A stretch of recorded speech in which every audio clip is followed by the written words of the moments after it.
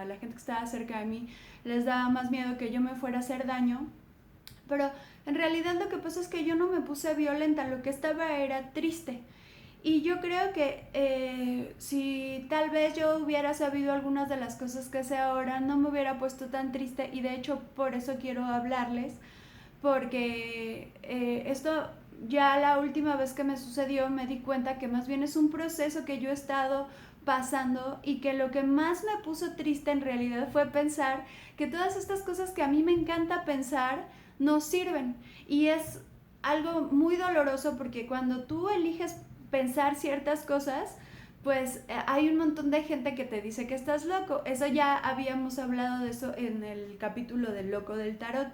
Entonces como que siempre estás un poco defendiendo tus ideas en contra de la gente, como que es muy difícil cotorrear con la banda acerca de lo que piensas, porque terminas como muy sacudido. Y cuando ya de plano sí te encuentras en una situación así, pues como que es bien duro sentir esta onda como de chale, tenían razón, ¿no? Eh, bueno, entonces les voy a... Comencemos con mi historia. Vamos a... Voy a hacer lo mejor que pueda para explicarles esta vez. Pues ya saben, lo que no expliqué esta les voy a contar a la siguiente, hasta que pues quedemos satisfechos casi todos, ¿no? Yo ahora, hoy en día tengo 45 años, así que voy a poner mi vida como de... El día que nací, que todavía había pterodáctilos en la tierra y estaba Ringo Starr caminando vestido como de peluche. Entonces la vamos a partir, ¿por qué no?, en 3 15, ¿no? Este sería cuando cumplí 15. Bueno, son unos 15 medio irregulares, pero ustedes no se fijan mucho. Este es cuando cumplí 30. Y esta es ahora hasta octubre, que ya tengo un año más, ¿no? Entonces, mi primera depresión la pasé cuando tenía 27 años. Casi paso a formar parte del club de los 27. Y pues, o sea, estuve muy cerca de...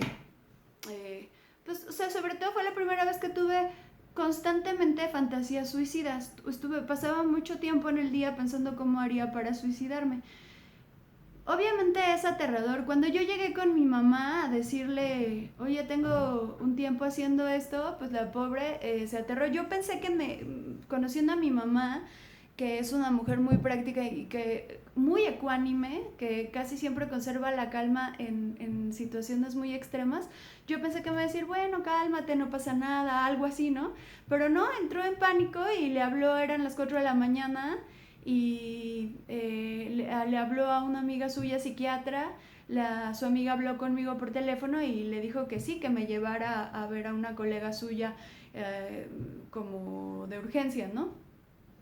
Entonces llegamos con la psiquiatra y ella me dijo que después de una plática y una evaluación me dijo que lo que yo tenía era que mis neurotransmisores estaban como más o menos al 20% de lo normal. Entonces eso quería decir que yo no podía mantener una emoción por un periodo más o menos normal de tiempo. Yo pasaba de euforia a pánico en cuestión de segundos. O sea, como que de repente estaba así de, ay, es que la vida es súper hermosa y no sé qué, pero también es aterradora. Entonces pasaba muy rápido de una emoción a otra, y eso se debía a que había pasado por mucho estrés. Yo en ese momento fue el año en el que yo era, digamos, la de enfrente de las ultrasónicas, éramos un trío.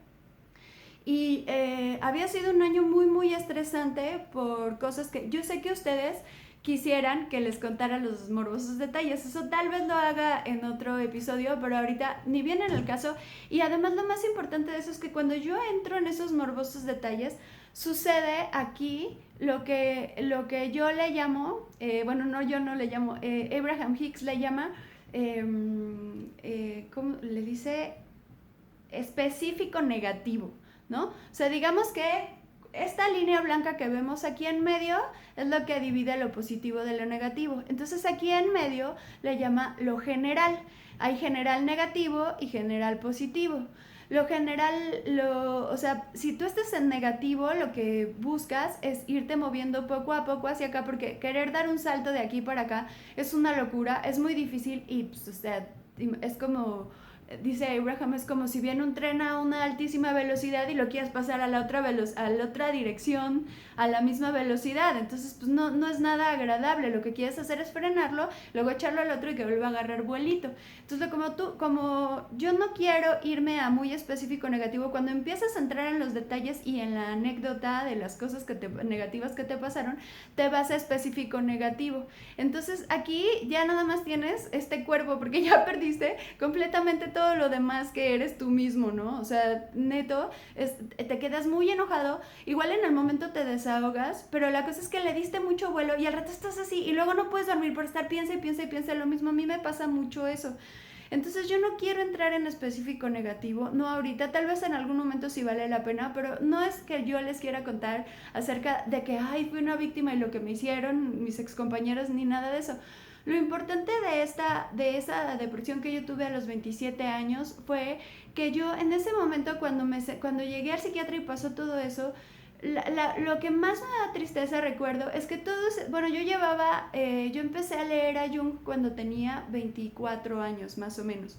Entonces todo ese tiempo había estado dedicando, o sea, yo había, digamos que la promesa que me había hecho Jung era que si yo me enfocaba en mi creatividad, entonces toda mi vida se iba a resolver alrededor de esa onda.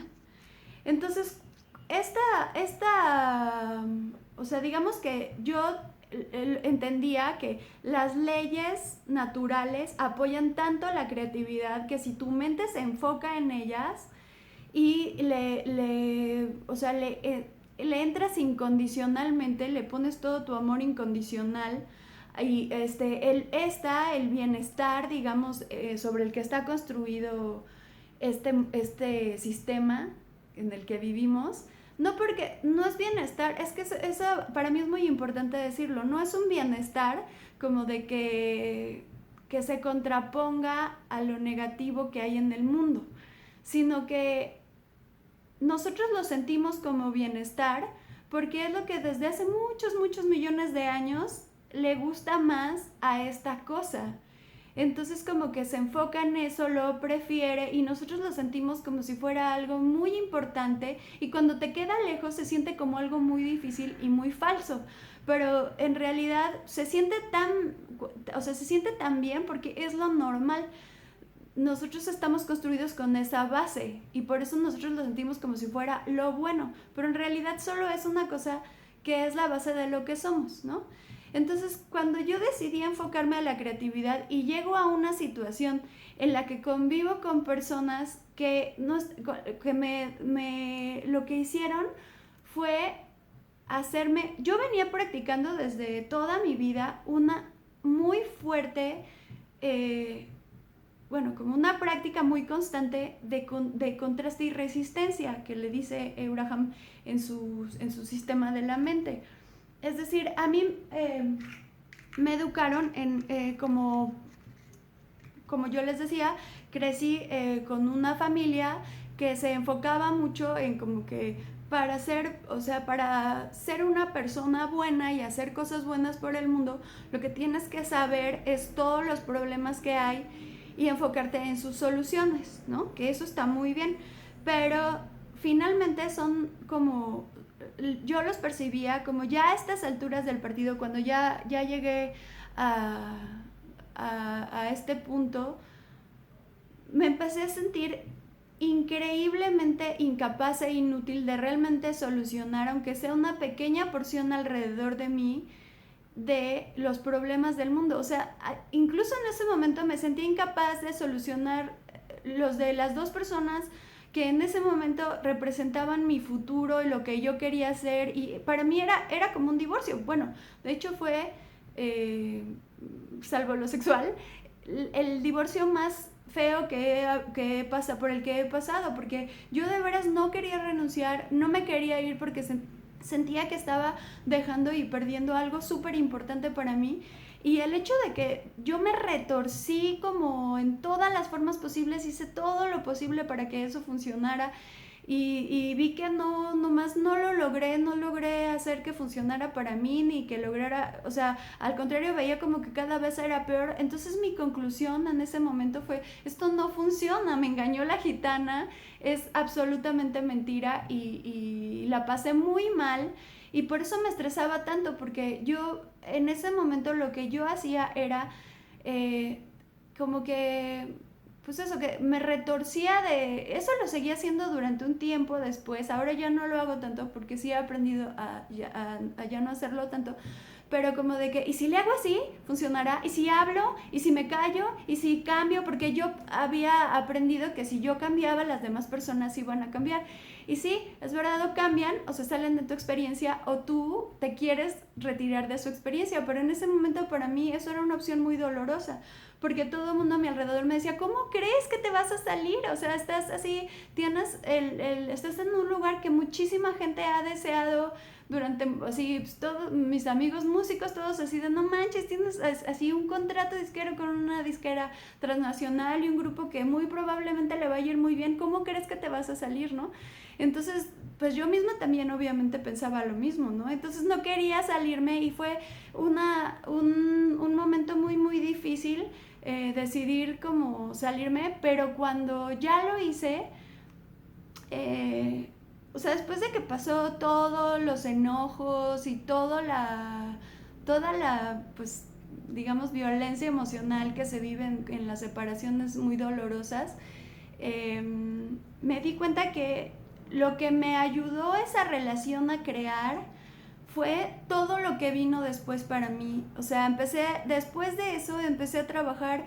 Tuve exactamente, hace cuenta que, bueno, yo me acuerdo que sí, en un momento cuando estaba en la depresión, escribí una lista de deseos de cómo me gustaría que fuera mi vida y la dejé por ahí en una práctica que había aprendido de una amiga muy querida en Jalapa. Entonces, después regresé a mi casa, un año después regresé a mi casa y encontré esa lista y todos mis deseos estaban ya cumplidos en ese momento. Y se me hizo tan interesante y tan curioso. Yo no tenía que haber pasado por toda esa tristeza, porque o sea, está bien que la pasé, porque también, pues yo digo que si me hubiera salido así de, me vale, pues hubiera sido raro en ese momento para mí. Era la única forma en la que podía pasar por eso. Ya se me está otra vez acabando el tiempo. Pues seguiré con el siguiente episodio y algunas más aclaraciones. A ver cómo nos va tú, porque sí, es poquito tiempo, pero bueno, pian pianito. Les mando un beso y que estén chido. Bye.